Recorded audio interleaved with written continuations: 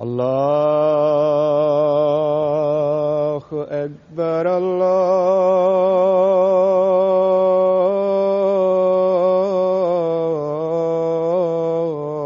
الله أكبر الله أكبر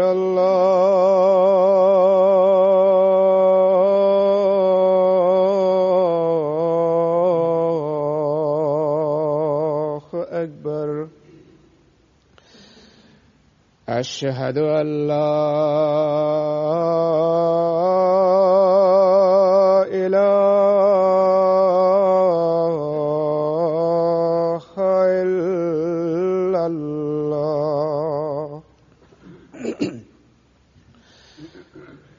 أشهد أن لا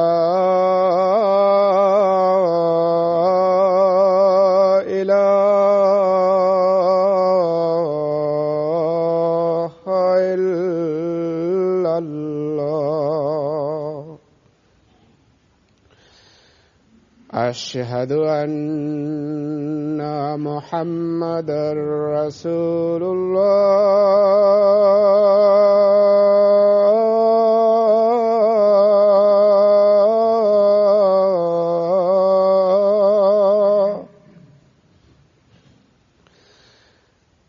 أشهد أن محمدًا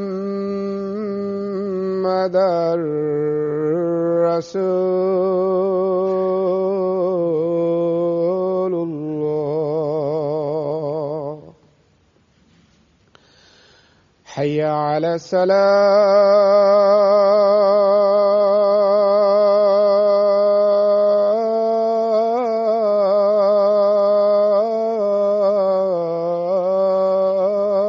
الصلاة. حي على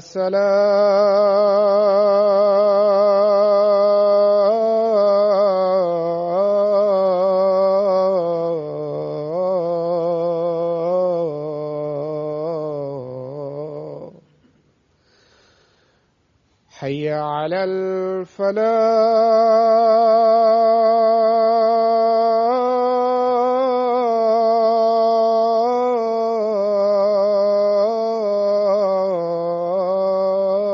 الفلاح. حي على الفلاح.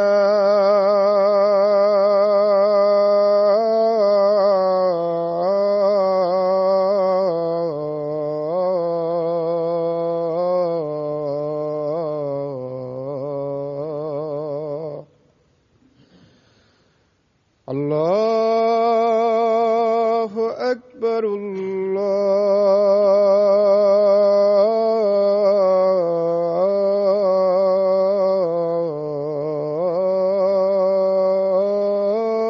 الله أكبر.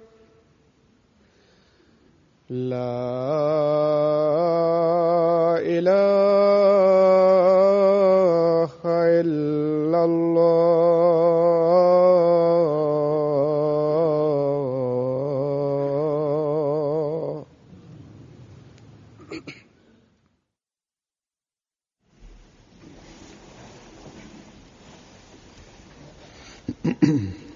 السلام عليكم ورحمة الله.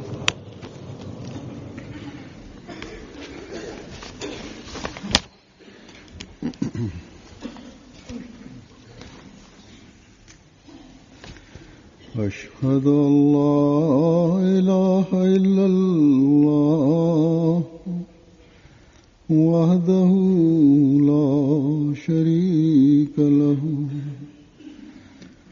وأشهد أن محمدا عبده ورسوله أما بعد فأعوذ بالله من الشيطان الرجيم بسم الله الرحمن الرحيم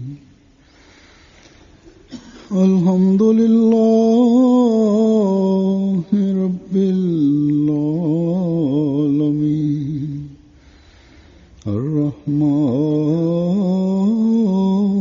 الرحيم مالك يوم الدين إياك نعبد وإياك نستعين اهدنا الصراط المستقيم صراط الذين أنعمت عليهم غير المغضوب عليهم ولا الضالين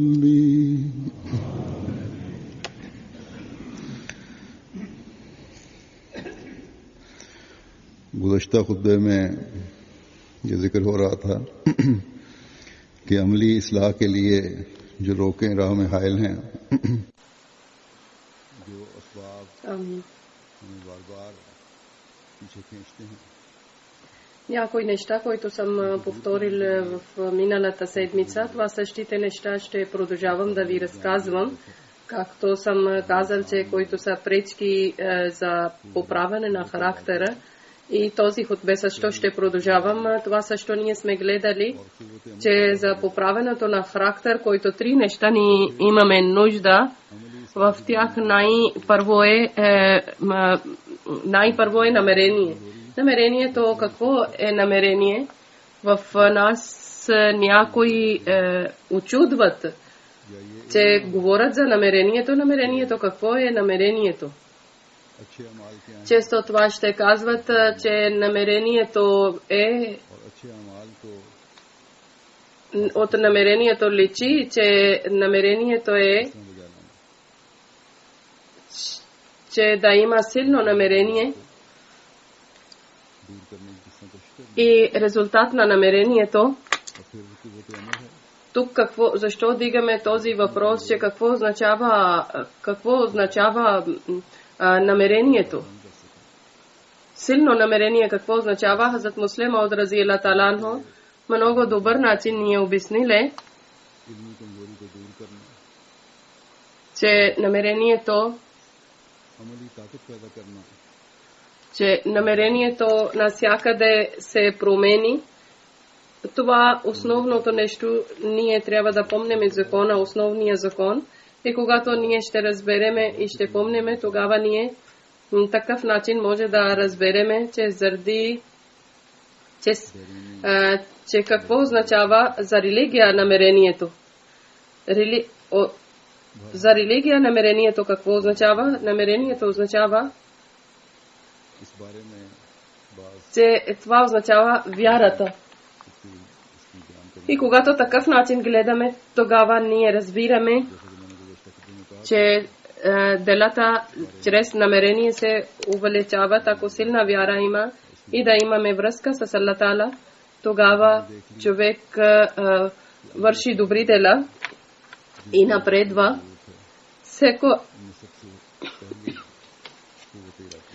Всички трудности чрез помощта на Аллах Таала ще стават решени и трудностите се литат в вятъра. И това не са само празни приказки, даже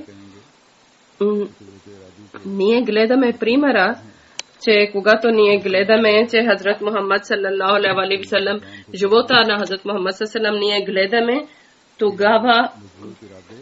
тогава преди вярата ние гледаме, че какво са били състояние на хората, какви са били, какъв характер е било, и ние очудваме, че какви са хора са били, после промяна каква е била.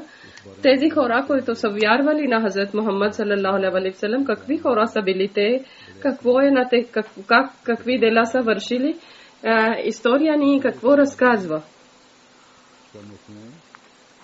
Тези хора, които са вярвали, имали са крадци също, имаше разбойници, имаше раздор, които създават раздор на земя, имаше и такива, които правят брак с майка и може да като имот може да делят. Те са убили своите дъщери също. От тях също са били, които са играли комар и всеко време те могат да играят. От тях имаше пияници също. И такива пияници, че за това никой не може да състезаваше с тях. Те са мислили, че който пие алкохол, на него трябва да уважават един на друг. Гордееха, че кой повече пие, аз ли пия или еди кой пие повече, гордееха. Един поет се гордее за себе си, за това, че аз съм този поет, който вечерта ставам и пия алкохол. Вечерно време ставам, те не докосваха даже и вода. Гордееха комарджиците, че аз съм този, който на цялото богатство може да губя да играя в комар и когато ще идва пак ще играя. Мисля, че вече никой не е такъв. Това състояние е било преди религията, когато те са вярвали тези хора на Хазрат Мухаммад салалаху алейхи ва саллям, тогава те как са променили и как как е станало чудо, че толкова силно намерение дало вярата на тях. И историята ни разказва, тогава ние очудваме, че как толкова бързо, толкова велика промяна е дошло в тях.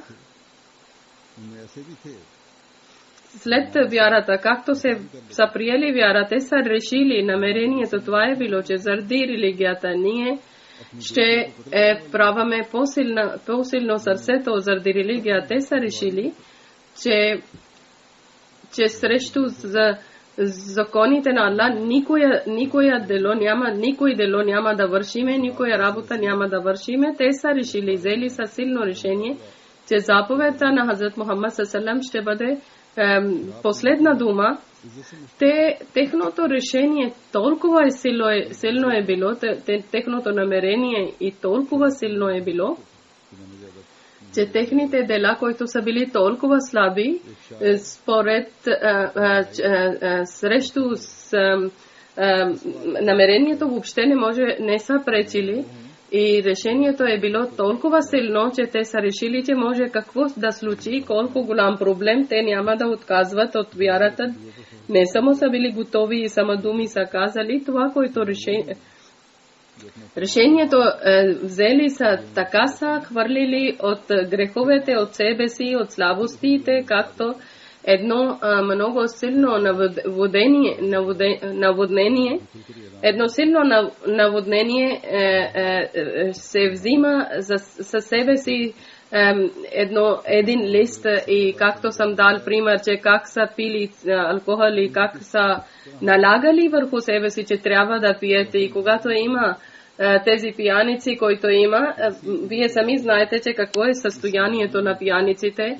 Вие имате много примери пред вас, че тези държави хора пият алкохоли и докъде стигат.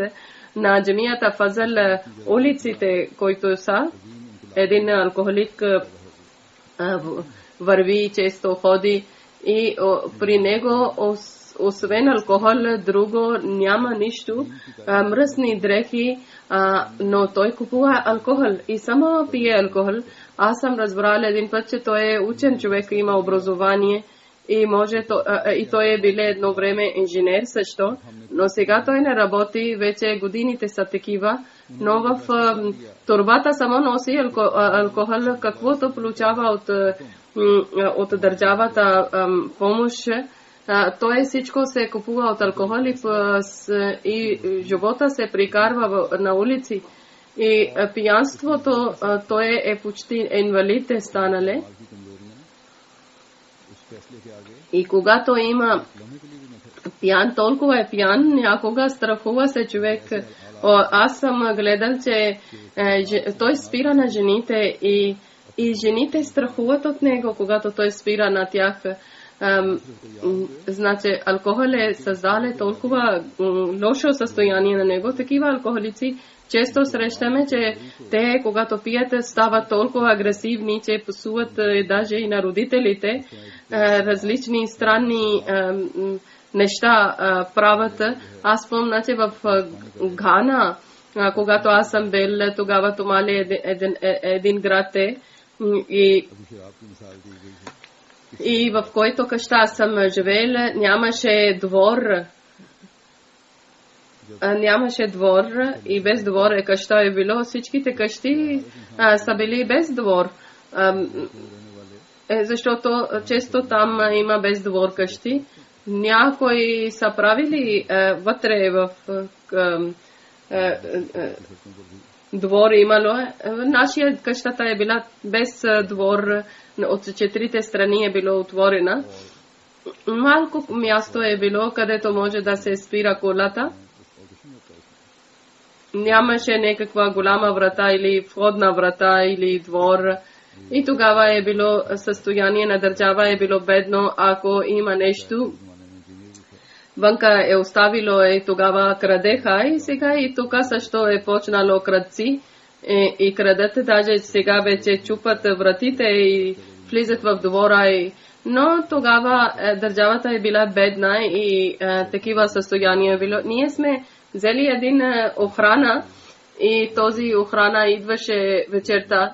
И аз съм на него казал, че нашия пикъп, който стои вънка, и неговото гума стои вънка, че защото където трябваше да ставаме гума, там не може да оставаме. И аз казвам, че хората крадат гумите и той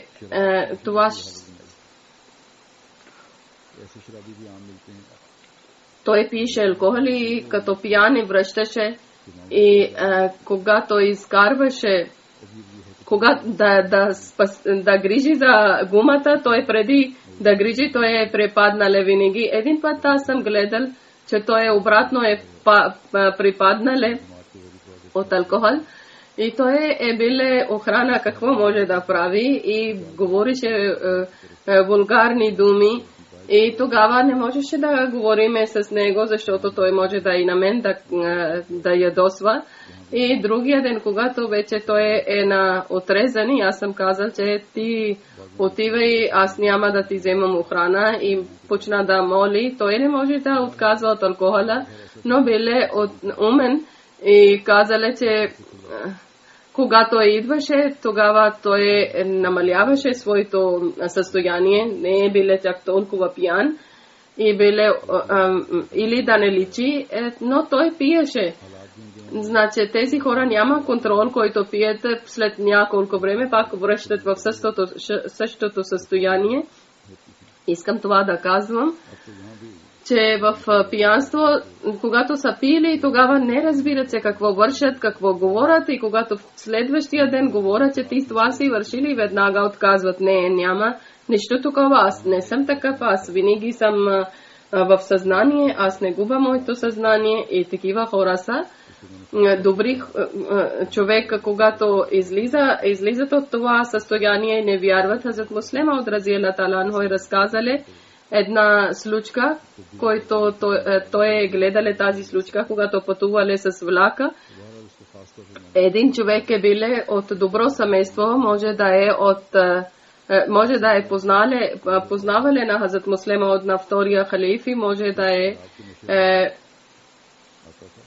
синът на богаташ.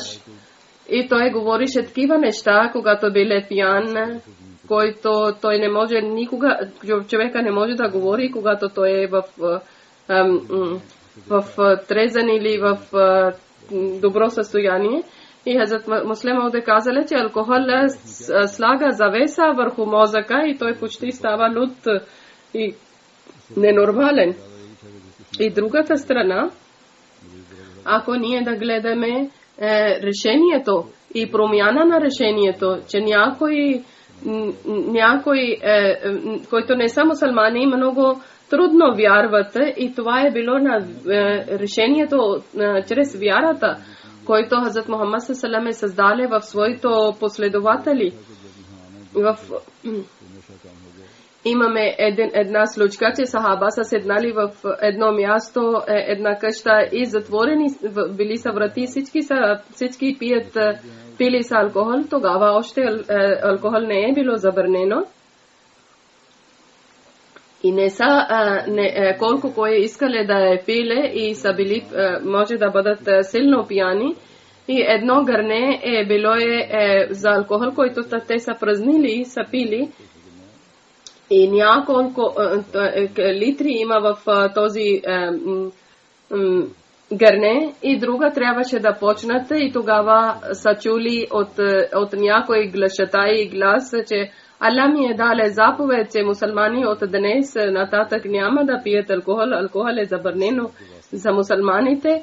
Когато те са чули този глас и от тях един е пиле алкохол много и биле пиян и казале на друг, виж, и отвори си вратата и гледай, че дали истина е това, че Аллах е казале, че от днес е забранено алкохол. От тях един станале и отвориле вратата и мислиле, че да попита и другия от тях, техната група е казале, дигнале сабията, дигнале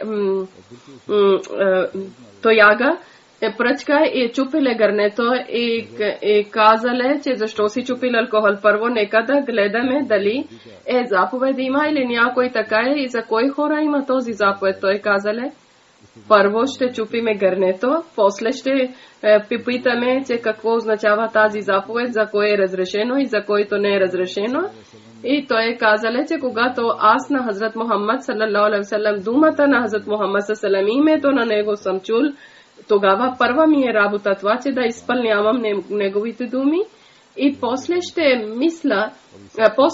мисля, че дали попитам, тогава ще разбера, че дали е забранено, в който време е забранено или за кои са забранено.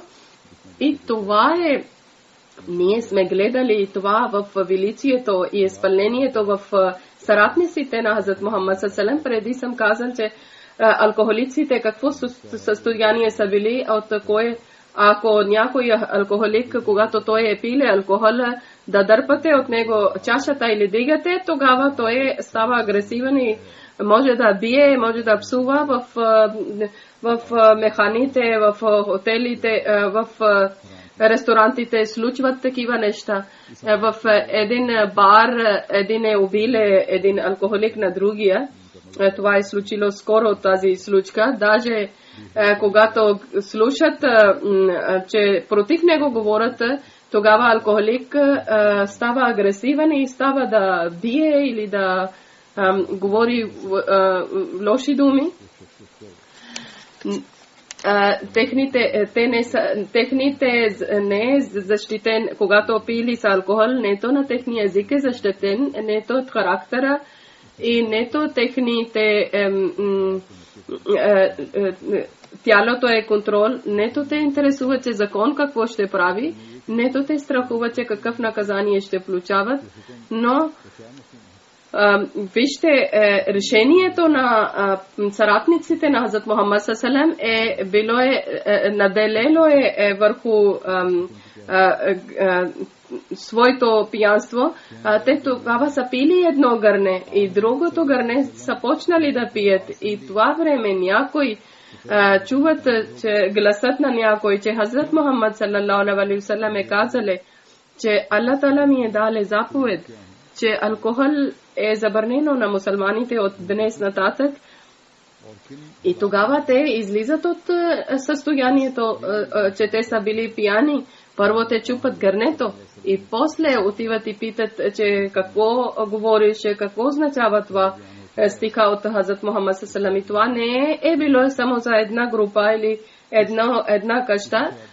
Разказали, който е традиция и версия на Хазрат Мухаммад салам, е казали, такива много къщи са били, които са почнали да пият и са били пияни. С това гласа толкова бързо са чупили своето гърнета, че в улиците на Медина, улиците на Мека е било кал от алкохол. Колко е очудвано тази случка, че един път Хазрат Муслим е казали, че решението е толкова силно, че никоя пречка не пречи, когато чрез вярата има решение. Даже решението се наделее върху всички неща и тези хора, които има силно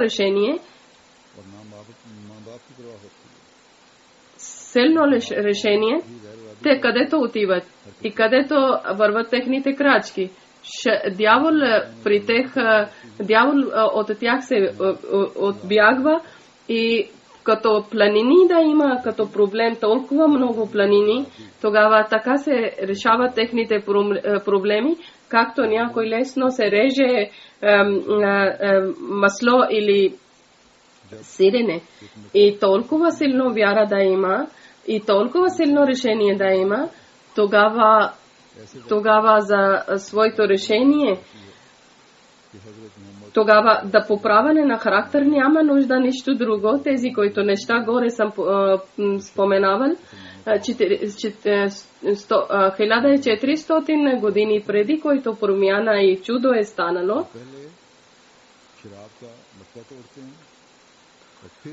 пример е за това.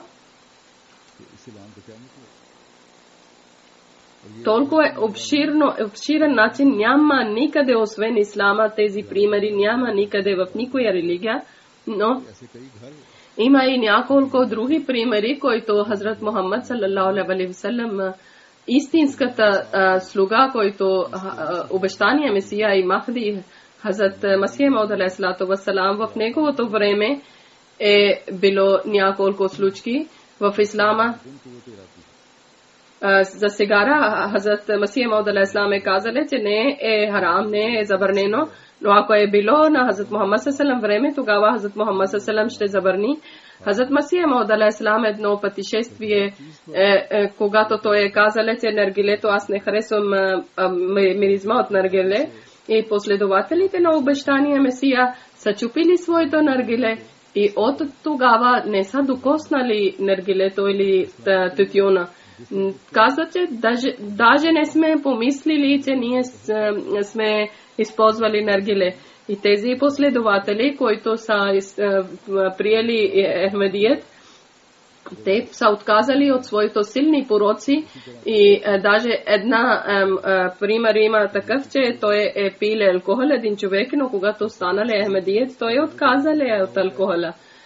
Тези примери са, които ние трябва да приемаме и да създаваме в нашия живот от никой закона или да не страхуваме от закона или от обществото, да не отказваме от своите пороци, че ние страхуваме от майка или от баща или от кумшите или от обществото. Това не трябва да мислиме.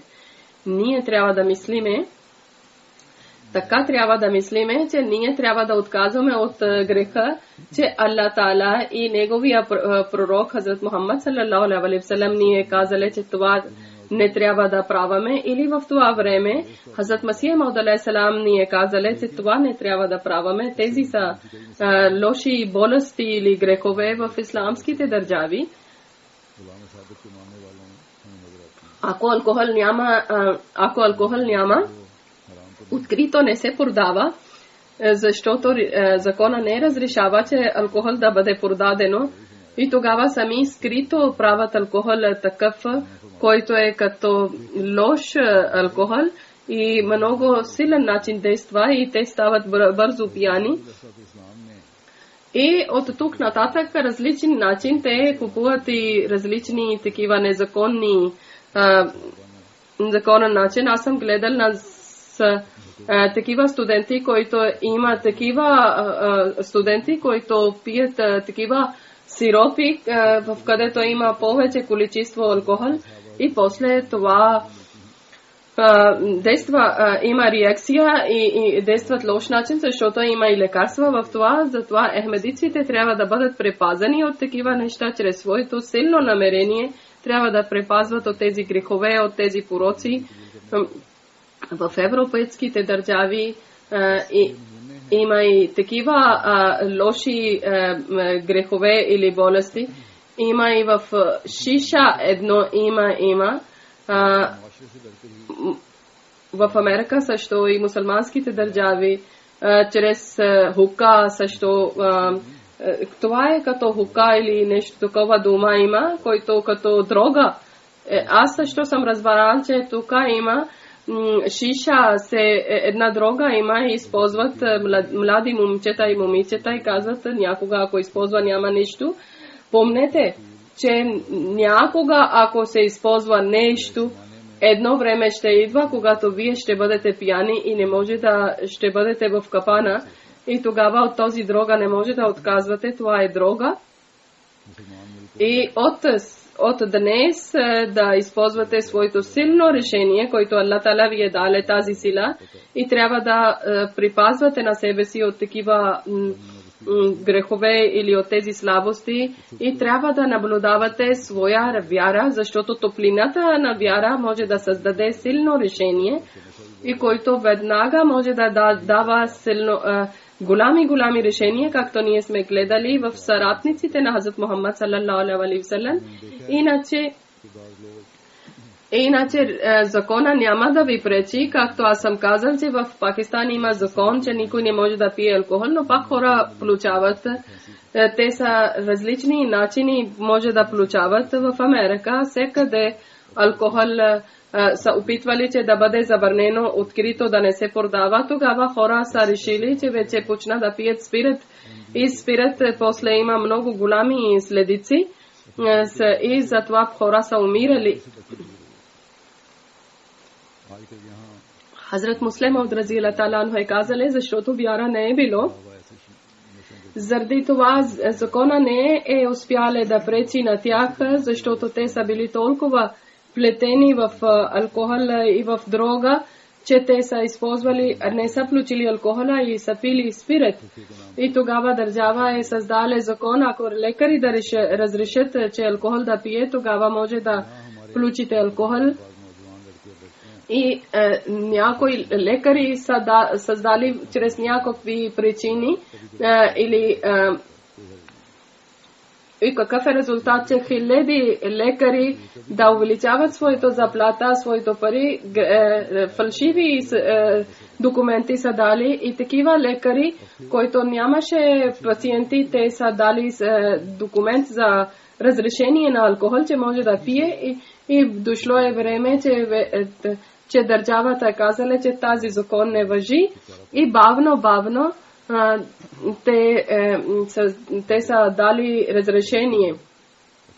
Чрез годините, че някой казва, че чрез 18 години, някой казва, че ако е по-силно дете, 15-16 години, различни видове алкохол може да използват, някъде 21 година. Те са оправдание чрез своето да покриват своя закон, защото закон е беззащитен. Както голями стават и както греховете пострадняват и те не може да пречат на греховете, не може да спират, затова те омекват техния закон и разрешение идва за греха, но чрез законите на Аллах Таала, който е грех, това е грех. Аллах Таала не е задължен, че той да гледа нашия желание. Даже Аллах Таала ни е казал, че ние трябва да изпълняваме заповедите на Аллах Таала, да поправяме своето дела, да поправяме своя характер и тези спазвания тогава ще бъде, когато нашия вярата ще бъде на върха, на много високо ниво. напреднал съвет света, който казва на тези хора, че които са неграмотни, вярващи, те на своята вяра и топлината на вяра наделело е на техните грехове и после те са показали, че те са поправили чрез вярата своя характер и са отказали от своите слабости и от греховете. И света е вървил зад тях и са дали прекрасни примери от своя живот. Да помнете, че за религия има решението решение, силно решение тогава може да бъде, когато наблюдавате религията и тогава може да отказвате от греховете.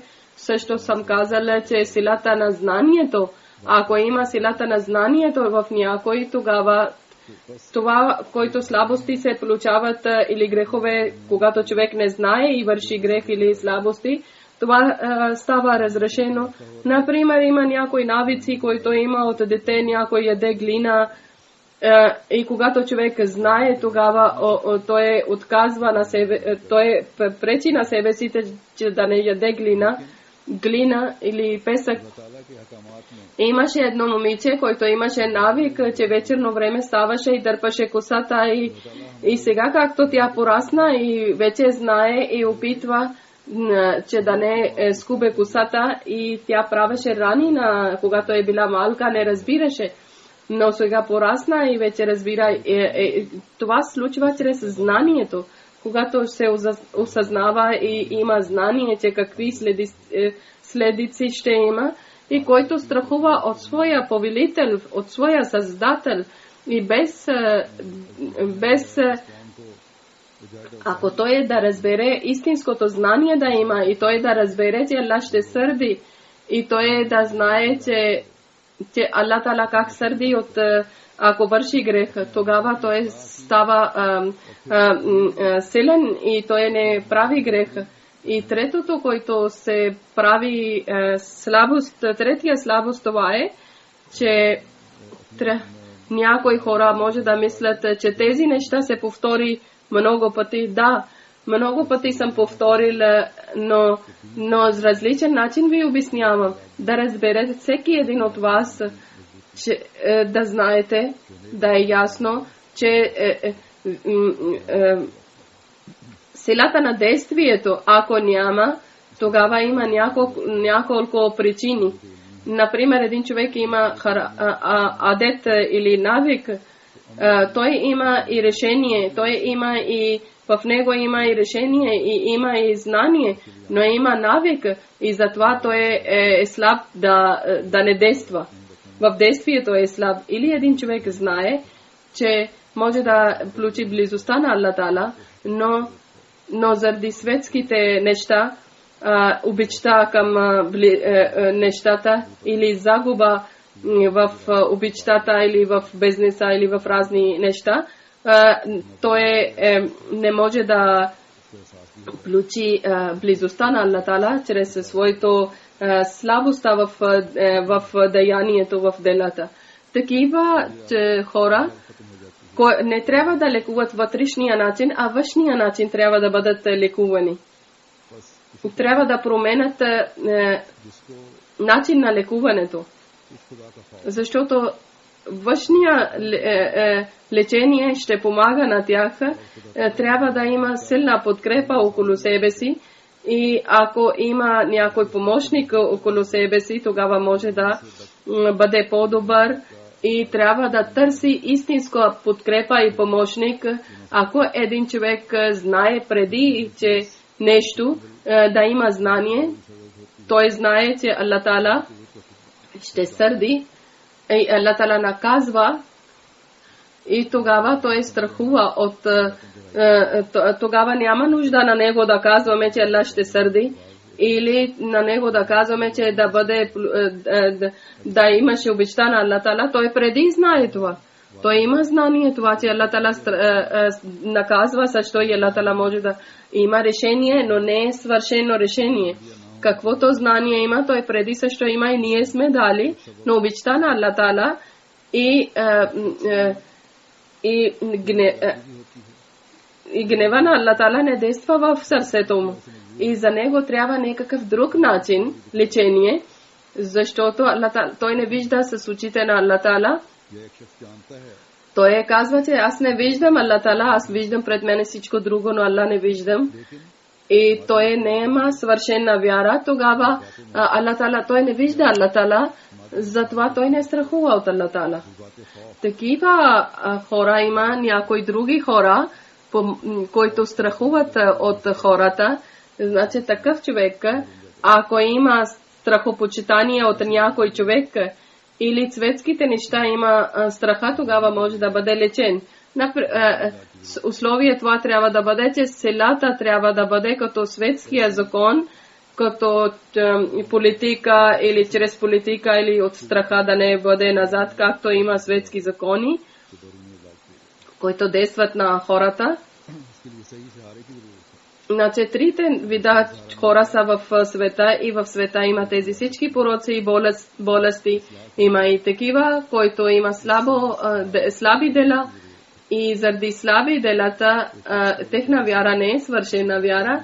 Има и такива, които има слабости заради тази причина, че те не са знаели. Знанието няма. Има и такива, които знаят, има и вяра, има и знание, но другите неща толкова са назад и са слаби, че двете лечения не са достатъчно.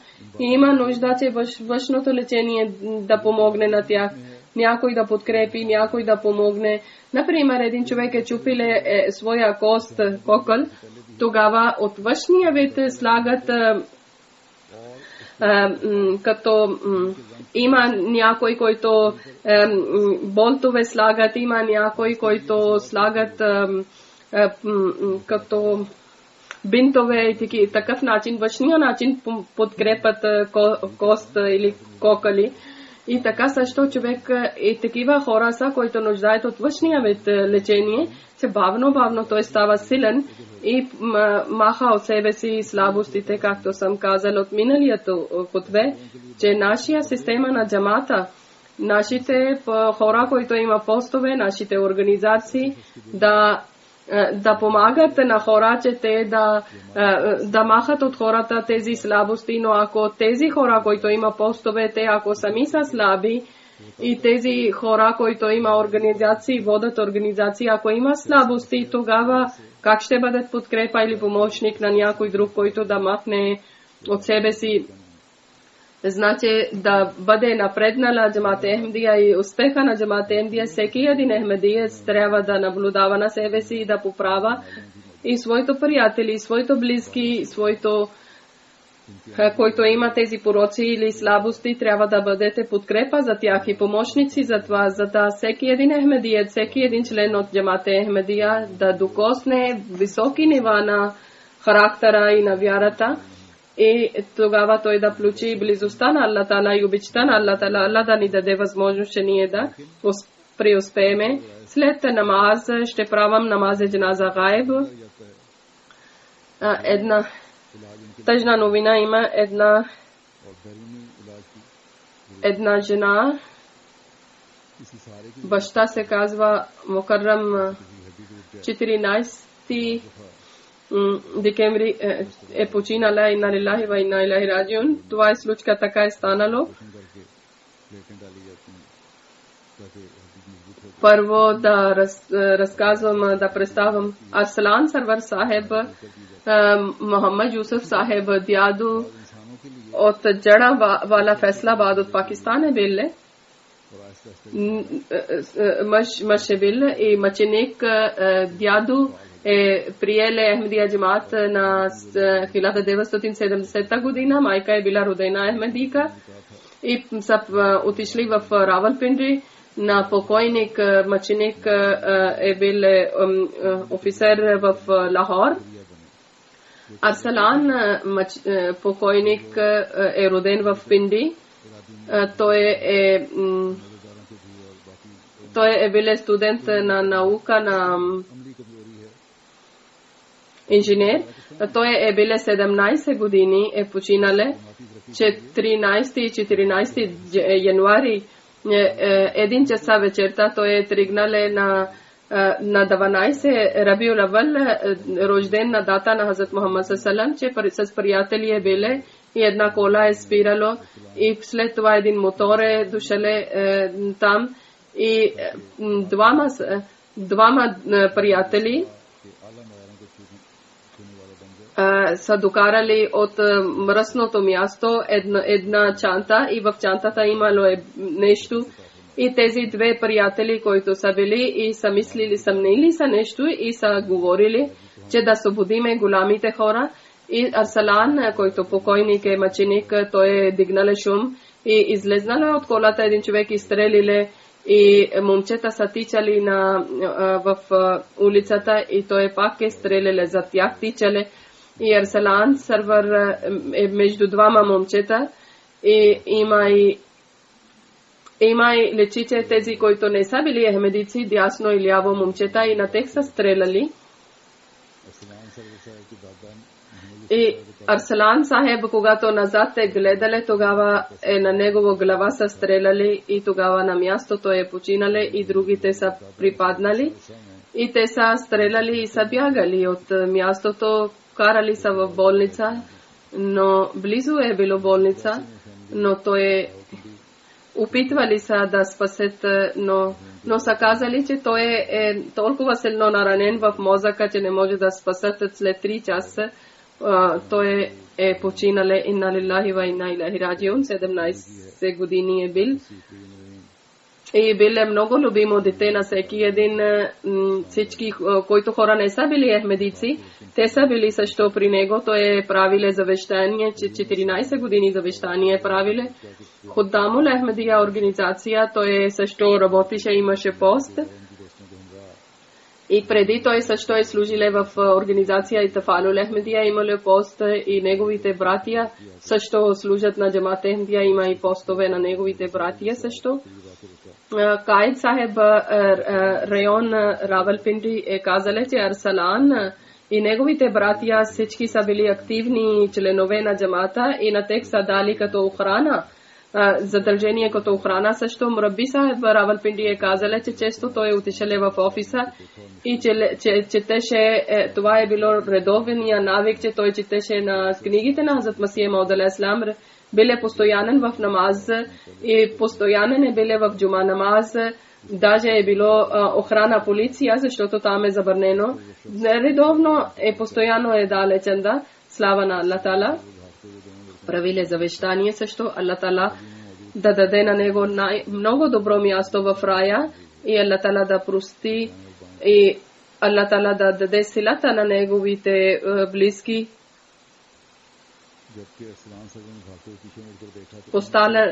Оставиле баща, сектори Давата Илила за проповед и майка и 3 братия е оставиле зад себе си. Един е в Германия, един е в Америка и един е в Пакистан, Равалпинди. Аллах да даде на тях силата да потърпят това мъка. Амин. शहादत हो गई और काफ़ी हर्दल अजीज था। वहाँ के गैर जमात भी ताज़ियत के लिए इनके घर आए हैं। मूसी था अल्लाह ताला के फजल से और 14 साल की उम्र में वसीयत की थी। खुदा वली अहमदिया सैटेलाइट टाउन में साइक के तौर पे काम कर रहा था। पहले भी अतफाल वली अहमदिया में खिदमत पे जाता रहा। इसके भाई भी मुख्तलिफ जमाती खिदमत पर मामूर हैं। कायद साहब जिला रावलपिंडी कहते हैं कि अरसलान सरवर मरहूम और उनके तमाम भाई बड़े फ़ाल रुकन हैं खुदा वली अहमदिया के और हिफाजती ड्यूटियाँ और दीगर तंजीमी कामों में बढ़ चढ़ कर हिस्सा लेने वाले हैं।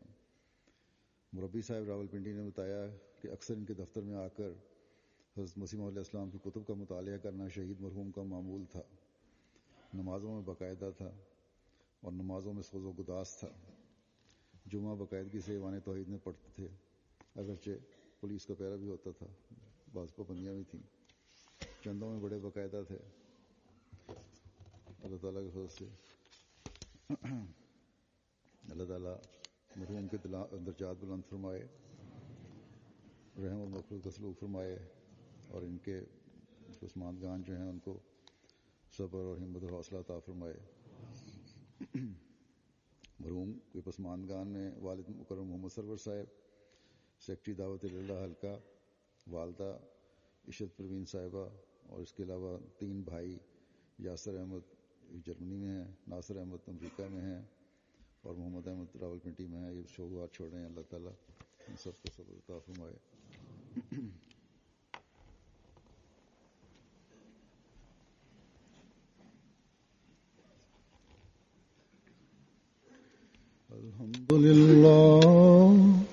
الحمد لله نحمده ونستعينه ونستغفره ونؤمن به ونتوكل عليه ونعوذ بالله من شرور أنفسنا